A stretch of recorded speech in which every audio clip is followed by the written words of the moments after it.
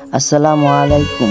আল্লাহ তাআলা বলেছেন, যে ব্যক্তি মানুষের বিপদের সময় এগিয়ে আসেন,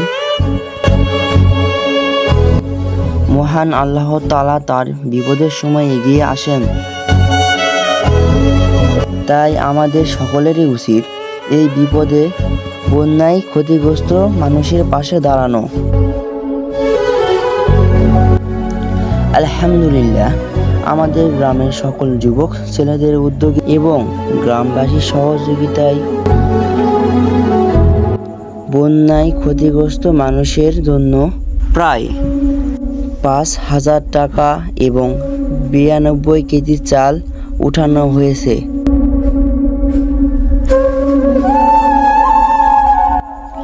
তাদের জন্য মহান আল্লাহ তাআলার কাছে সকলেই দোয়া করব।